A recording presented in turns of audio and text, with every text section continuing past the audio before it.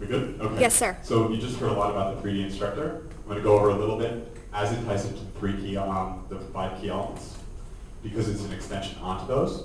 So for our aerobics tracks, I'm going to add, I can write on this right now. Yes. I'm going to add number 6, because track number 6, and if you see it in your manuals from Body Attack 80 on, has all dimensions in it. And for the future, when you teach a track 6, you will have to teach it from a 3D instructor perspective.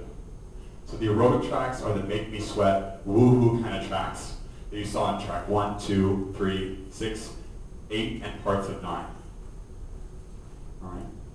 Even though track 9 has both, there are aerobic movements in it, and it has both dimensions, depending on the movements you're doing. But it is always taught like a peak.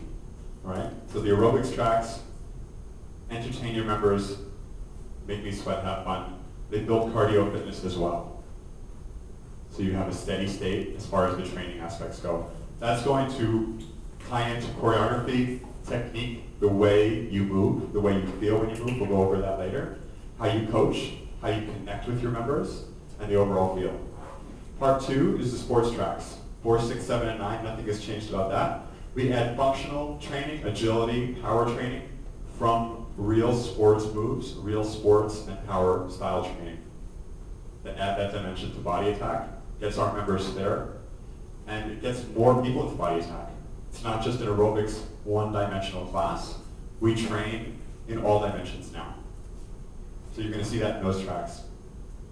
It's the grunty, strong feeling that shows intensity with your vocals. It's short, it's sharp, it's direct. In the strength tracks, 5, 6, 10, 11, and 12, has a personal training feel. It's directive, yet it's conversational at times. You're empathetic with your members when you're teaching in this dimension. I understand the push-ups are hard for me too, but you're also pushing them to reach a place they can't get to on their own. They're the tracks that keep us safe, make us look better, make us jump higher, and make us stronger for class. So for each of these dimensions, when you're thinking about the 5 key elements, when you're in the strength dimension, you're the personal trainer. You're the Body Attack personal trainer. All right? When you're in the sports dimension, you're the Body Attack coach. You're coaching your team at the end of the game to go harder. And the aerobics tracks, you're the aerobics instructor. You're the woohoo, entertain me, make me sweat person. Anyone have any questions? No? That sound good? Makes sense. Yeah, it makes sense. It's cool, right? Since Body Attack 69. If you see that in any other releases, if you have back releases or you get them from someone else, you will still teach in the 3D format. Just because you're teaching an old release, or maybe you borrowed one track, maybe an agility track, from an old release that might have different moves in it, you're still going to teach from 3 dimensions to give that to your members, because that's the current model that Body Attack is on. So to recap this whole part I just went through, 3D instructor as well as the 5 key elements, remember that fitness magic happens in those 2 ways.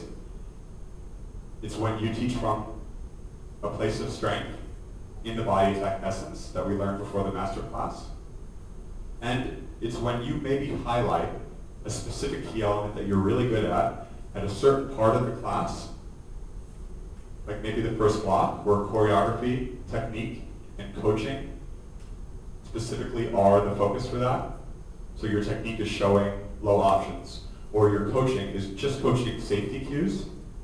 Just because you're not thinking about all the 5 key elements at that time, you're focusing on the one, fitness magic can still happen, because they're all working together in harmony with that one. Right, so that's something to think about for fitness magic. It's not really easily defined, but those are the 2 ways we do it. The Body Attack 3D instructor ties into all of these. It'll start to make more sense as we talk about the key elements separately, but it ties into each key element as a model to basically teach from and to think about what dimension you're in when you're teaching that track. You're in track 7, it's a sports training track, you're the coach. Use all the 5 key elements now as the Body Attack coach. Good.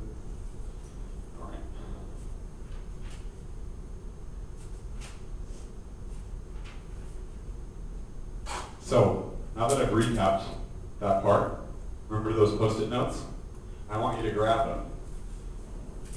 All at once, come up to Lisa, the body attack athlete, and put them where you feel they belong in regards to what key element they best fit with.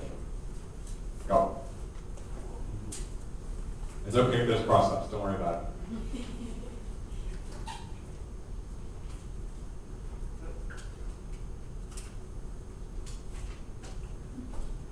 Lost your spot, Sam. What did you say? It's hot and humid here, so Holly just talk. You can stick it on the mirror. Yeah. They might see better on the Okay, mirror stick than on they the- will on the lamination, just because it's warmer and humid here.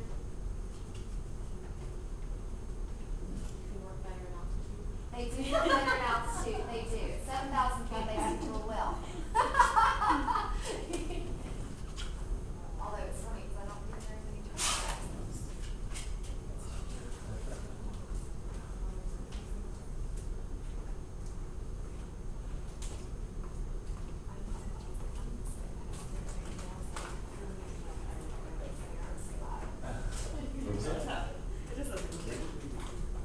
Oh.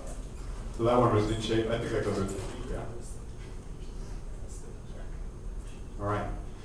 So you guys already mentioned, before I even talked about the 5 key elements, you had already thought about points that speak to each of them. So you know what they are. You know what the things are that makes a great world-class instructor. It's important to spend time working on each key element equally. So you have jobs in each of them, and to practice them all, and you'll get great at it. Does anyone have any questions about the overview? No? All right. You need to grab your choreography notes. Actually, first, before you do that, if you'd like, you can go into your manual on page 9. You'll see Lisa. You can fill in the parts of the body attack athlete if you haven't already filled them in, and answer the question underneath that. My biggest challenge will be, I think is what it says. So that's your challenge for the weekend.